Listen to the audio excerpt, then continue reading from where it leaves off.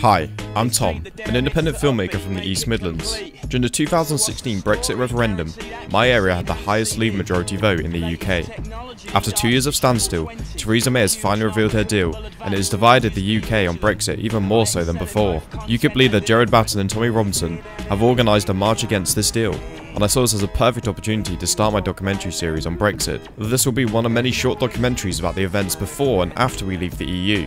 Although being a Leave supporter myself, my aim for this documentary is to produce an unbiased show of events. I'll be documenting the good and the bad so that those who didn't attend can see what these marches are really like.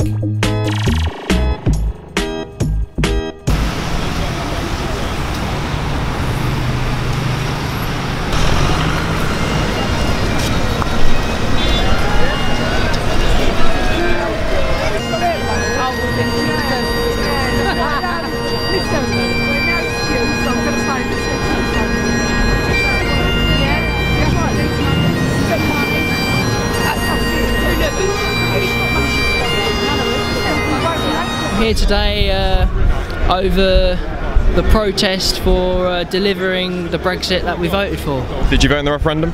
I did vote in the referendum. I voted to leave.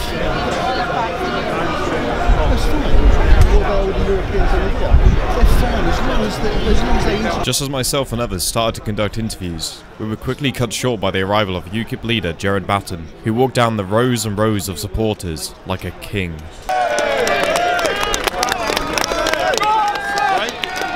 This was the closest I had ever been to a politician of any sorts. It was quite an unreal experience seeing someone in person that you'd only ever seen on TV. As Jared took his place at the front of the march, the media pushed forward, waiting for the next arrival.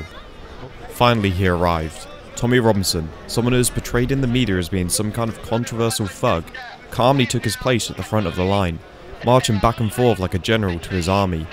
This march would be the first to show both Gerard and Tommy standing side by side for a collective cause. What we want to do, we want to get everybody behind the banner so that the whole march is behind the banner. The event was clearly well organised, with stewards and police enforcing the march's rules.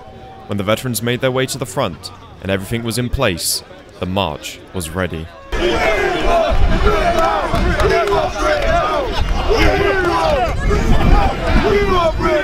The stewards had held back the main portion of the march to give the veterans some room. At this time I was unaware of the number of people that were here, but the line seemed like it went on forever. Stewards, go to the sides! One side and the other side! People had arrived from all over the UK. I heard accents from Scotland, Ireland and Wales. What surprised me, however, was the international audience this march seemed to bring. There were a great number of Americans at the march, who seemed to be here for American President Donald Trump, someone who had praised the British people when they voted for Brexit.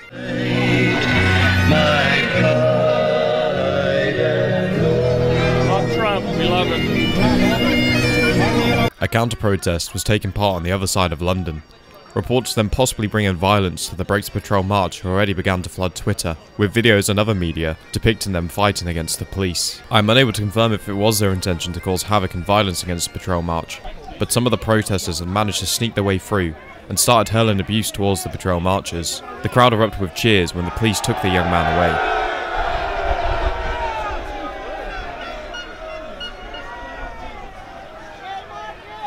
Shortly after the interruption, the march was back on track, banners waving high in the sky and the general-like stewards barking formation orders to the marchers. As we started to enter the centre of the city, the media presence became heavier, and I began to see a distrust between both the media and the marchers. The police had now moved us press back a couple hundred yards, away from the march. Even though being independent, I had many of them questioning who I worked for. Off camera, one of the protesters told me it was due to them not wanting their words to be taken out of context by the media. Specifically, the marchers didn't take too kindly to the BBC, and apparently, I looked like I worked for them. Tommy Robinson! Oh, right, you prick! Lying, BBC! Lying, BBC! Lying, BBC! Lying, BBC! Lying, BBC! Lying, BBC! It seemed like the march wasn't just about Brexit. It was also a march against the media. I was saddened to see how let down by the media these marches were. and it gave me reassurance that what I was doing today, by documenting what actually happens at these marches, was the right thing to do. The media and the marches continued on down what would be the longest road of the march. I tried to take this opportunity to see how far back the line actually went.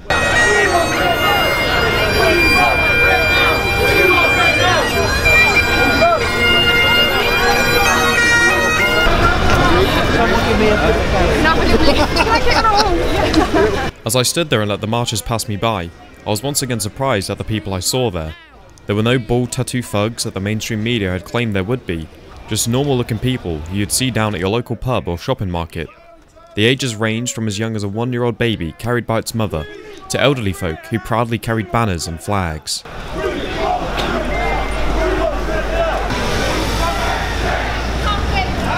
The march had started to gain some public attention. People started to line the streets watching the marchers pass by. Some cars even joined in by honking their horns in approval as they passed.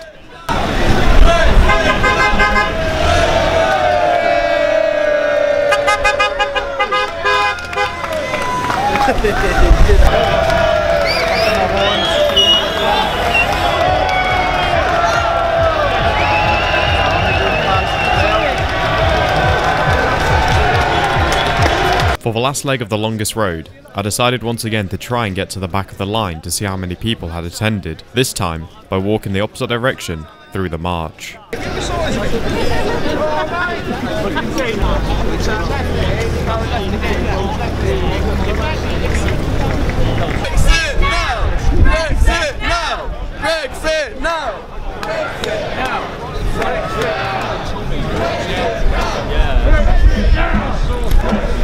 After trying and failing to get to the back due to the sheer number of people in the way, we were nearly at our final destination.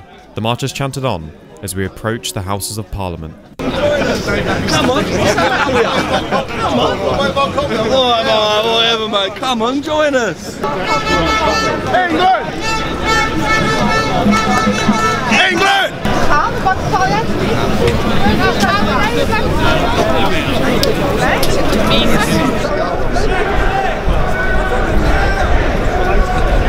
The further we pushed into the city, the wider the roads got. The police and the stewards started to become sloppy at keeping everyone in line. The media and members of the public made a hastily retreat. We soon came to a stop, and more police were introduced into the march to maintain the borders. It didn't prove to be successful though, as soon members of the march had branched out over to a nearby McDonald's. Because that side of the road was meant to be left for the public, marchers soon found themselves hurried back over the road by the police.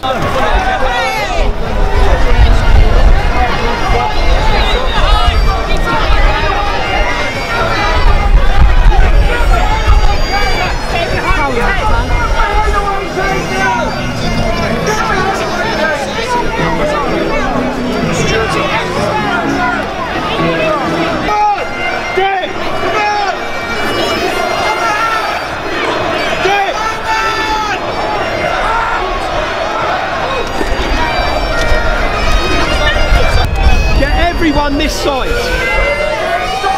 This side of the road! Everyone! The mishap with the roads had caused people to become a little more lively. The chants were getting louder, the banners flying higher, and the march's pace had quickened.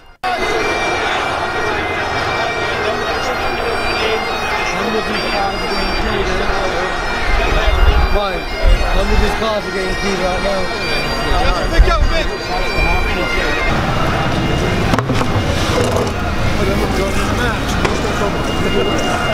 Just 10 minutes out from the Houses of Parliament, more and more of the public gathered to watch, as did the police.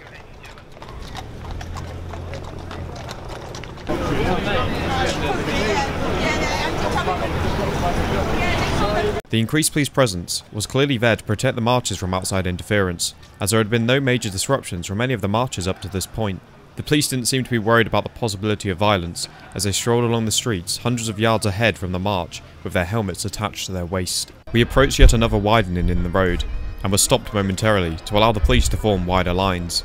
We were now just round the corner from the final stop and the final destination for the march. Forward! Forward! A smoke grenade similar to those used at the counter-protest had been tossed right where the Betrayal March would walk past. Whether it was from the counter-protest or not, I'm unsure, but if it was, this was clearly for the Betrayal March to see.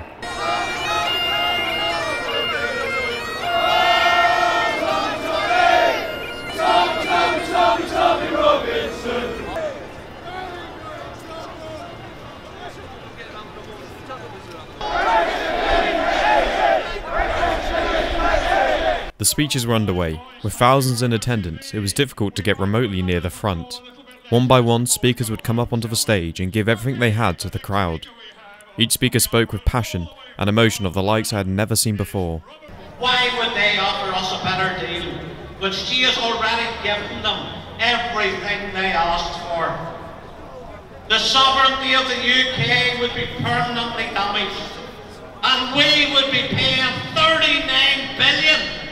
We need to leave now, and we need to have the guts, the determination and the integrity to face down the EU and wipe the smug grin from their faces. We are not for sale!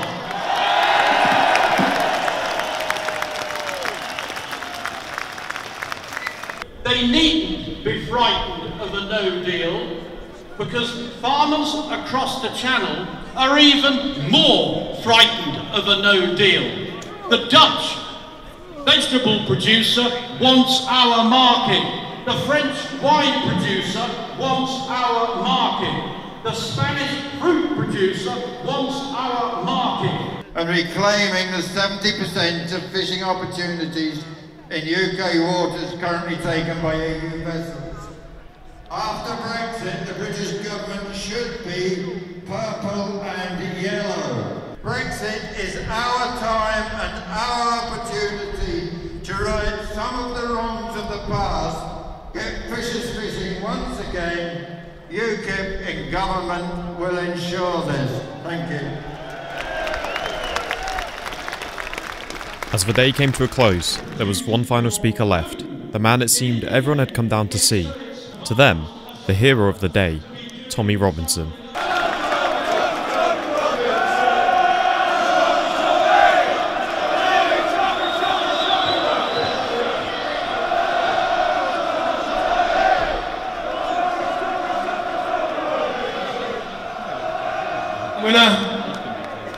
First of all, I just want to say thank you again. Thank you for your impeccable behaviour all day.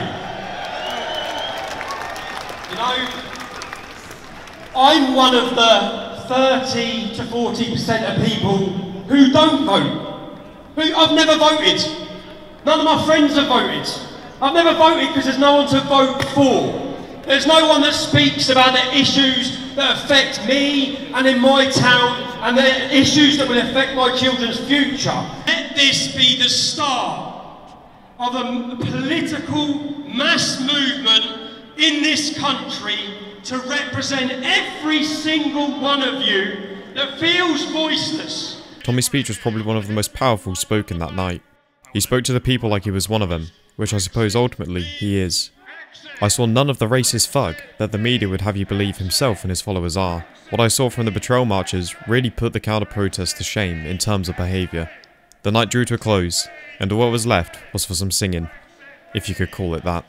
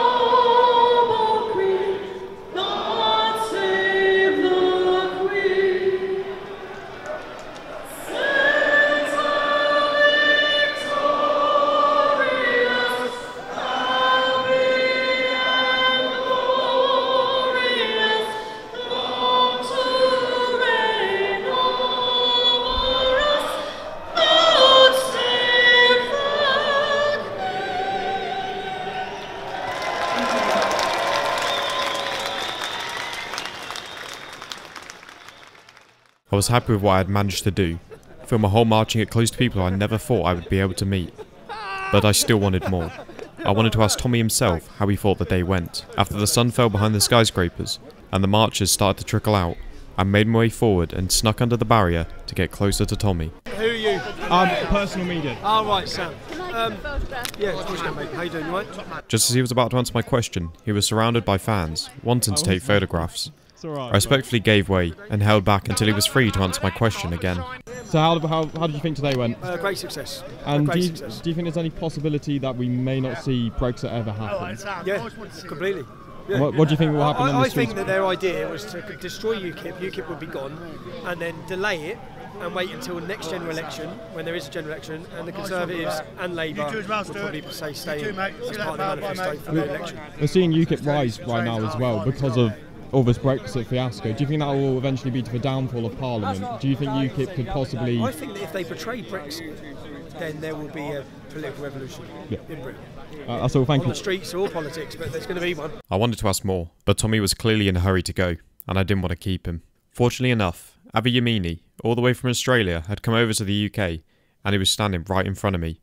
I took this opportunity to ask him the same set of questions I asked Tommy, to see how similar their views were on the situation. So how do you think it went today? I think it was fantastic. Look at it. There was thousands here on the street, even after all the intimidation, all the mainstream media, the establishment, trying to paint these group as violent thugs, racist, whatever. Thousands still came out. And for every single one that was out here today, there was 1,000. Each one, there's 1,000 behind them. And do you think there's a possibility that we won't see the UK's removal from the EU?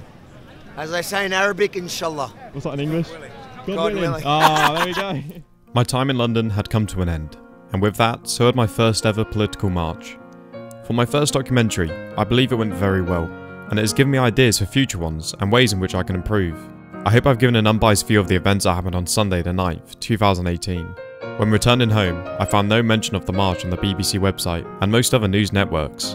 I look forward to making future documentaries like this, showing to the people what the media don't want you to see.